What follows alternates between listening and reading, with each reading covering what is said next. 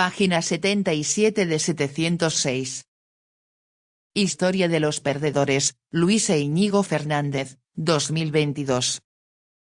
De los neandertales a las víctimas de la globalización. Capítulo 4. Elegir contracorriente, los herejes cristianos. 4.1. El nacimiento de la herejía.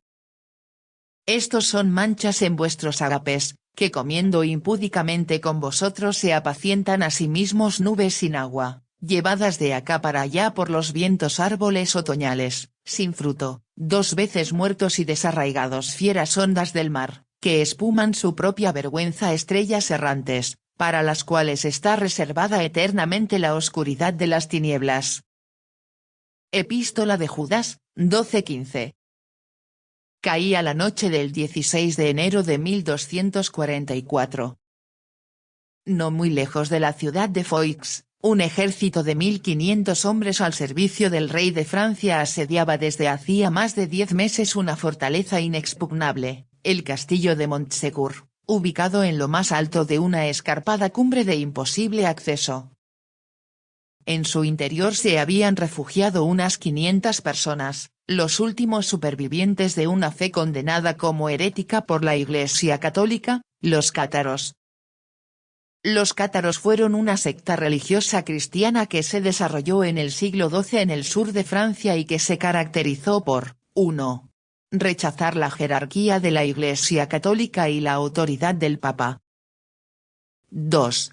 Creer en la existencia de 2 deidades, Dios y Satán, y en 2 realidades opuestas, el bien y el mal. 3. Considerar que Jesús era un ser puramente espiritual y que su bautismo garantizaba la salvación. 4. Practicar el celibato y el vegetarianismo. 5. Creer en la metempsicosis, es decir, en la reencarnación. 6. Defender la dignidad del trabajo manual. Los cátaros fueron exterminados por la Inquisición, un tribunal eclesiástico creado por la Iglesia Católica en el siglo XII.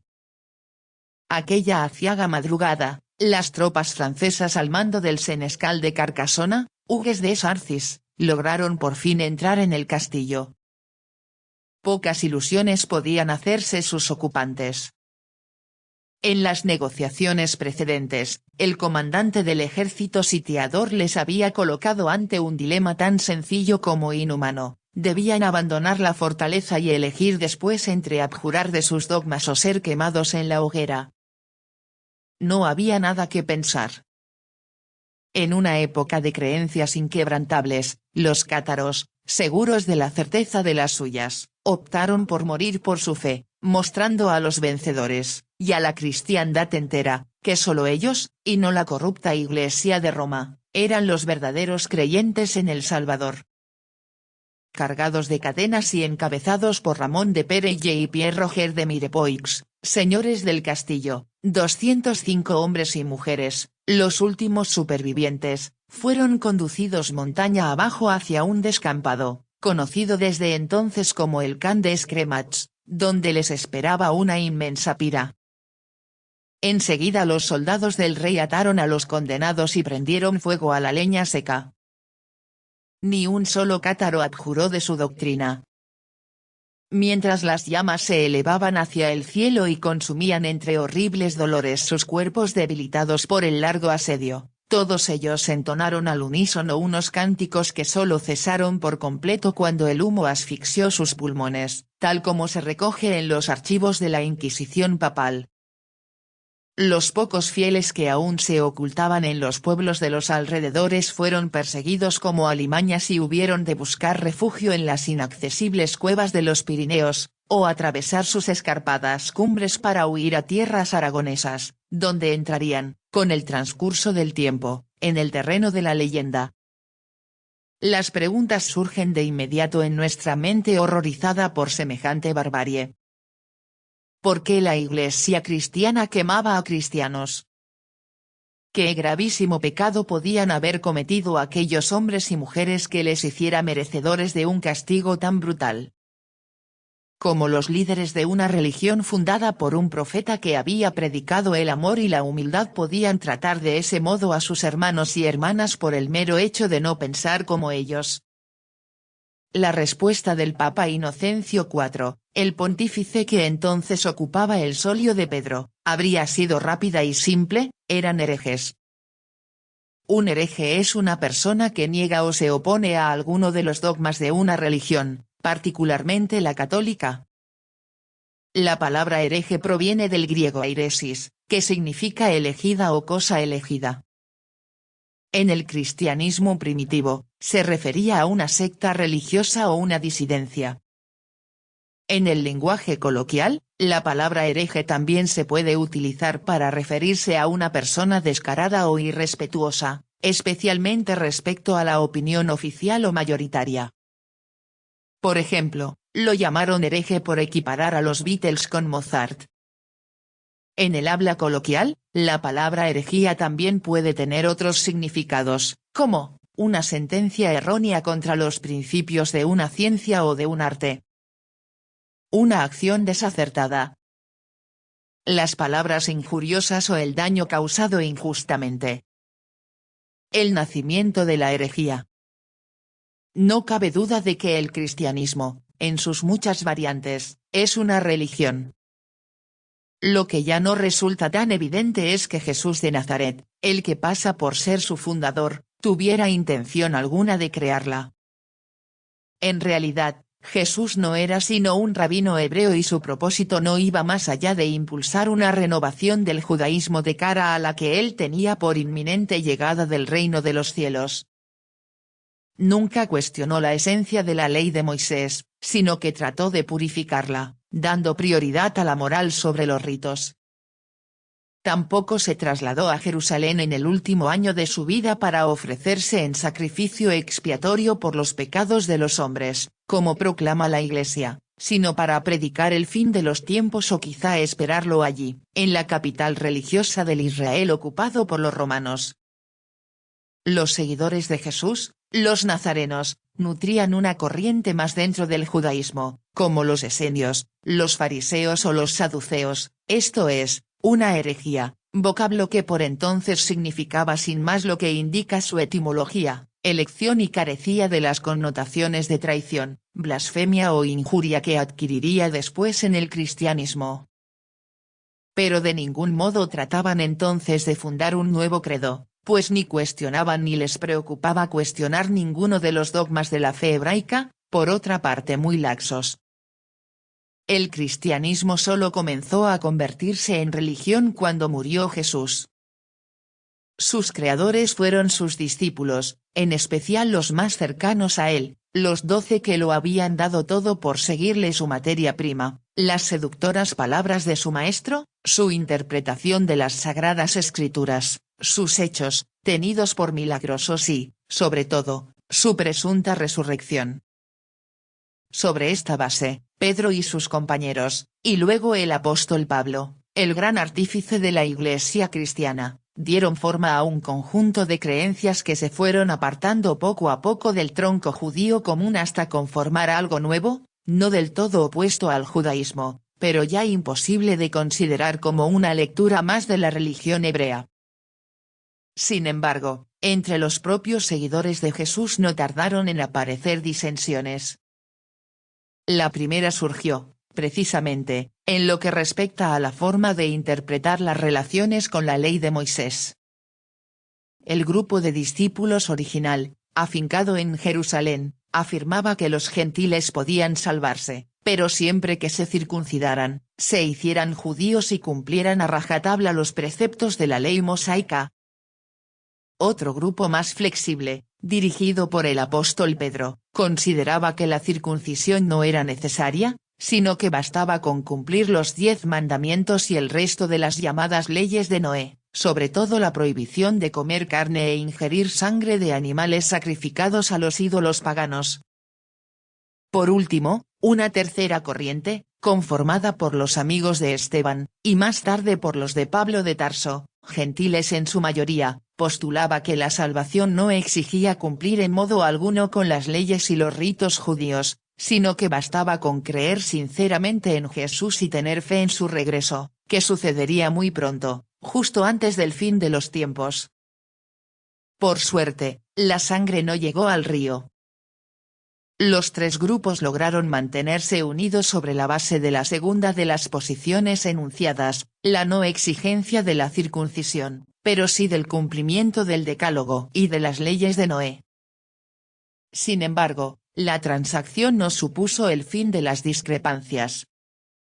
Aunque el Evangelio de San Lucas, escrito hacia el año 80 de nuestra era, limita su alcance a cuestiones secundarias, como el uso de los fondos de las comunidades cristianas, en realidad cada grupo siguió manteniendo sus creencias y, a pesar de lo acordado, terminó por ser el último quien impuso su interpretación, no en vano la menos exigente y más fácil de aceptar por los no judíos, que pronto constituyeron la mayoría de los nazarenos.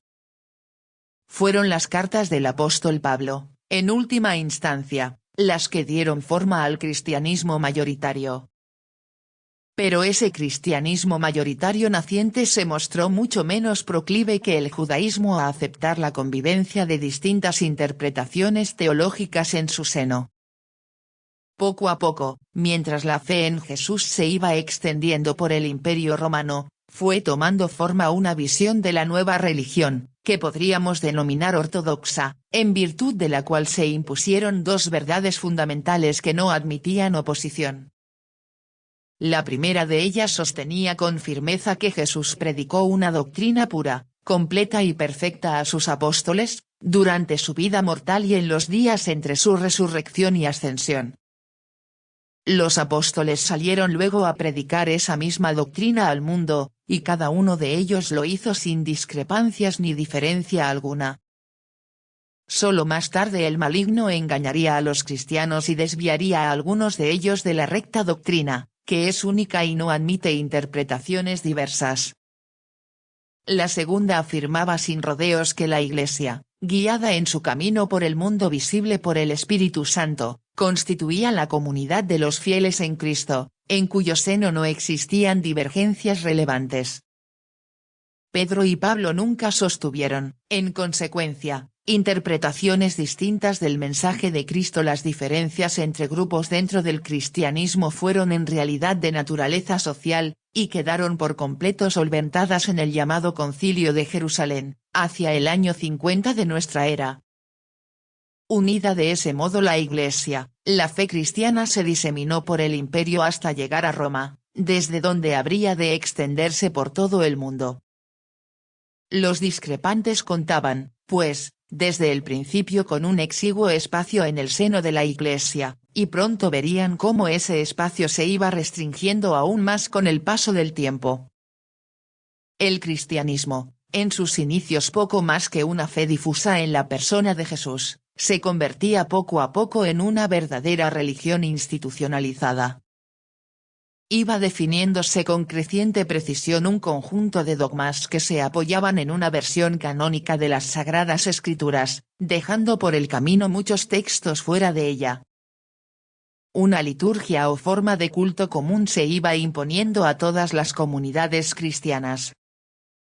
Y, en fin, una sólida estructura jerárquica, en buena medida copiada del propio Imperio Romano, sustituía poco a poco, pero con decisión, a la primitiva democracia carismática en la que vivían los primeros grupos de creyentes en Cristo. Y cuanto más se institucionalizaba la Iglesia, menos tolerantes se volvían sus jerarcas con los discrepantes. Eusebio de Cesarea, aunque escribe a principios del siglo IV su Historia de la Iglesia, sintetiza con perfiles muy nítidos la actitud de la comunidad cristiana hacia los díscolos que se había venido consolidando en las centurias precedentes.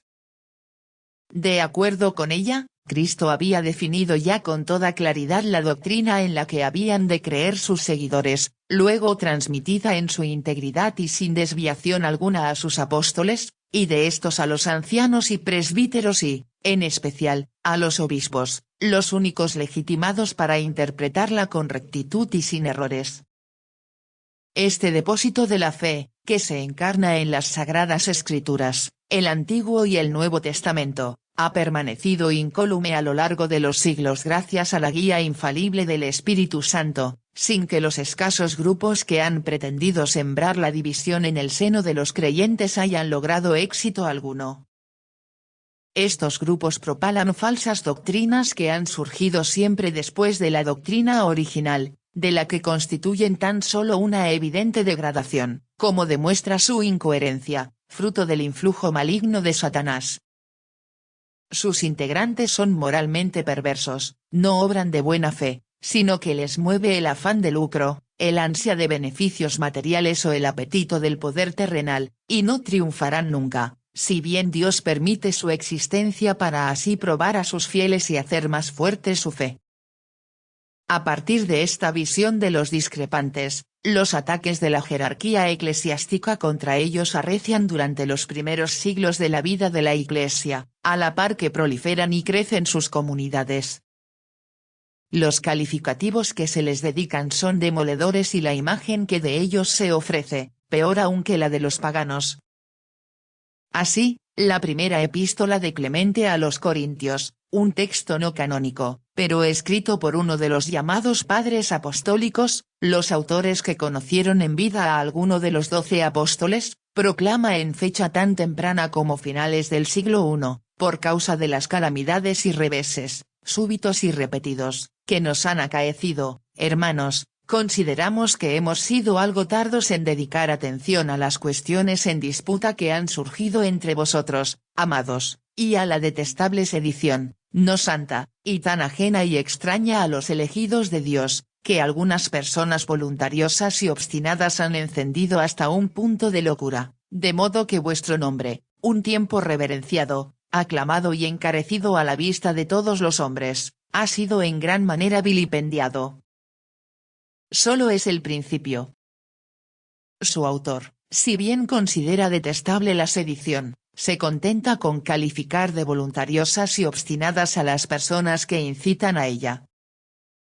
Mucho más allá va la epístola de Judas, un libro canónico del Nuevo Testamento que compara a los disidentes con punto. Nubes sin agua, llevadas de acá para allá por los vientos, árboles otoñales, sin fruto, 2 veces muertos y desarraigados, fieras ondas del mar, que espuman su propia vergüenza, estrellas errantes, para las cuales está reservada eternamente la oscuridad de las tinieblas. Judas, 12:13. De estilo vibrante, duro y amenazador, violento en ocasiones, el texto de Judas contiene un verdadero inventario de todos los vicios y faltas que se atribuían a los cristianos que se apartaban en algo de la corriente mayoritaria en el tránsito entre los siglos I y II de nuestra era, murmuradores quejumbrosos, pecadores impíos que convierten en libertinaje la gracia de Dios y lo niegan, soñadores que mancillan la carne, rechazan la autoridad y blasfeman de los poderes superiores, pecadores que blasfeman de cuantas cosas no conocen y en las que por naturaleza conocen, se corrompen como animales irracionales, seres perversos que causan divisiones, viven sensualmente y no tienen al espíritu. ¿Cuál debe ser, pues, la actitud de los buenos cristianos frente a los herejes? Judas no duda al señalársela a sus lectores, a algunos que dudan, convencedlos. A otros, salvadlos arrebatándolos del fuego, y de otros, tened misericordia con temor, desechando aún la ropa contaminada por su carne. Como es obvio, la dureza de los ataques contra los discrepantes tiene su explicación en la carencia de armas doctrinales para combatir lo que decían. Aún no existía en el siglo II una teología cristiana plenamente consolidada, que no se establecería hasta un par de centurias más tarde. Pero los que se apartaban de la corriente mayoritaria eran muy numerosos, y por ello se percibían como una amenaza de la que era necesario defenderse. Que los vicios y pecados de los que se les acusaba no fueran ciertos importaba poco, su delito era la división, que minaba la coherencia y la fortaleza de la Iglesia, y por ello debían ser combatidos. Las cartas pastorales de los obispos, llamadas a ser leídas a los fieles en los templos, se dedicaban a ello con ahínco y sus calificativos tenían poco que envidiar a los de Judas, inspirados por el diablo, ansiosos de dinero, mentirosos, impíos, llenos de todos los vicios, piadosos solo en apariencia, charlatanes, discutidores, amigos de palabras vanas, incitadores de discusiones estériles, personas de inteligencia corrupta, seductores de mujeres incultas. La relación sería interminable, pero lo dicho es ya bastante elocuente. La reacción de la Iglesia de los primeros siglos hacia los que se desviaban del camino que, con paulatina nitidez, iba siguiendo la corriente mayoritaria era la distintiva de una organización que se moldeaba sobre patrones cada vez más dogmáticos y jerárquicos, los propios de una religión institucionalizada. Frente al que discrepaba no cabía el diálogo sincero ni el debate enriquecedor, no había consenso posible con él. La única salida era la excomunión, el alejamiento de la comunidad de fieles, al hombre que cause divisiones, después de una y otra amonestación deséchalo, sabiendo que el tal se ha pervertido, y peca y está condenado por su propio juicio, escribe San Pablo en fecha tan temprana como el año 65 de nuestra era. Pero cuando la Iglesia pudo por fin sentirse segura, nada cambió en su actitud frente a los que se apartaban de su visión de la figura de Cristo y de su doctrina. Es cierto que el tono de los ataques de que eran objeto se modificó, desplazándose de lo personal a lo teológico, pero su intensidad no se suavizó, ni se concibió siquiera la posibilidad de que, como había sucedido con el judaísmo antes de la destrucción del templo en el año 70, convivieran en armonía en el seno de la misma comunidad visiones distintas de la figura de Cristo y lecturas diferentes, aunque conformes, de su palabra. Bien al contrario, la Iglesia comenzó a dotarse de poderosos instrumentos de control de los fieles mientras imponía en su seno el pensamiento único. Estos instrumentos, que se fueron consolidando con el tiempo, serían diversos, pero nunca del todo eficaces, pues las discrepancias, pronto conocidas como herejías, proliferaron sin cesar entre los siglos II y V. Destacaron entre ellos el control de las escrituras, cuya definición e interpretación se hicieron únicas y dictadas por la jerarquía eclesiástica, el monopolio de la tradición, concebida como una línea ininterrumpida que se iniciaba en Cristo, continuaba en los apóstoles y terminaba en los obispos, constituidos así en únicos custodios legítimos del depósito de verdades que constituyen el contenido inamovible de la fe, y la redefinición de la jefatura, que dejó de ser carismática para convertirse en jerárquica. Los obispos, presentados como sucesores de los apóstoles, se colocaban así a la cabeza de una estructura cada vez más densa de presbíteros y diáconos que monopolizaban las funciones fundamentales de control de la fe, enseñanza, disciplina comunitaria, cuidado pastoral y caridad. Había desaparecido cualquier atisbo de aclamación popular en su elección, encargada a sus predecesores o a sus compañeros de otras diócesis y sancionada mediante la imposición pública de las manos. Y, sobre todo, se había esfumado la posibilidad de discrepar de su mensaje, fijado en obras teológicas concebidas de forma específica como armas de combate dialéctico, tratados destinados a suministrarles eficaz munición doctrinal que arrojar sobre los herejes, como los escritos por Ireneo de León e Hipólito de Roma a fines del siglo II y Epifanio de Salamina y Eusebio de Cesarea en las primeras décadas del siglo III. En torno al año 200 de nuestra era, la Iglesia había dejado de ser la Asamblea de los Unidos en Cristo para convertirse en la institución que gobernaba sobre ellos. Dueña de una organización sólida y controlada con firmeza por una jerarquía de obispos que asentaba su autoridad en su sucesión legítima de los primeros apóstoles, detentaba el monopolio de la interpretación de las escrituras consideradas sagradas por los cristianos y administraba el depósito de fe que se había ido formando poco a poco mediante el consenso de las comunidades más importantes del imperio. Como consecuencia de todo ello, los heterodoxos serían detectados con más facilidad y expurgados sin contemplaciones. El proceso de exclusión se intensificó visiblemente en los siglos posteriores. concluidas las terribles persecuciones desatadas contra los cristianos entre la segunda mitad del siglo III y los comienzos del IV por los emperadores Decio, 250-251, Valeriano, 256-259, y Diocleciano, 303-313, se impuso al fin la libertad religiosa.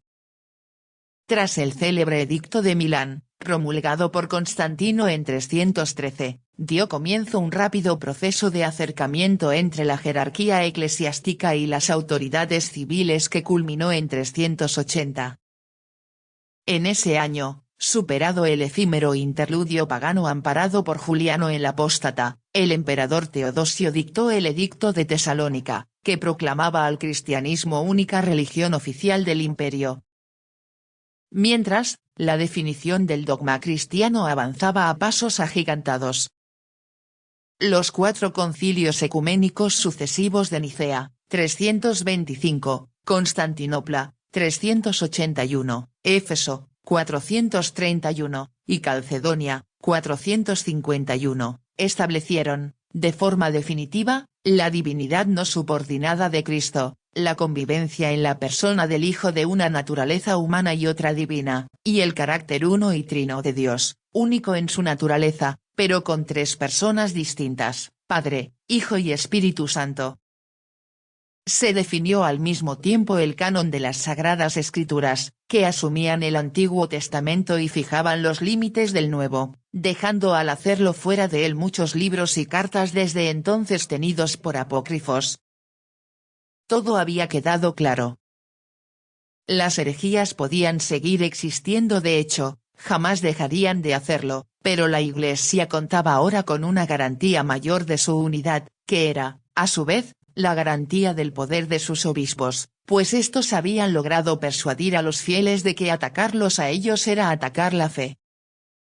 Legitimados de ese modo y respaldados por el inmenso poder de un Estado al que proporcionaban una útil sanción espiritual, les resultó sencillo dar el siguiente paso. La represión de los disidentes ya no sería tan solo ideológica, ni bastaba con excluirlos como apestados de la comunidad de los fieles, debían ser forzados a abjurar de sus creencias y retornar al rebaño, y exterminados si no lo hacían, como enemigos perversos y depravados de la Iglesia y, por tanto, de Dios. La Inquisición papal, aunque no vería la luz hasta 1231, durante la cruzada contra los cátaros, existía ya en germen en las palabras de San Pablo contra los herejes. Deséchalo, sabiendo que el tal se ha pervertido, y peca y está condenado por su propio juicio. Si de todos modos iban a arder en las llamas del infierno, ¿por qué no hacer que las probaran ya antes de morir? Página 89.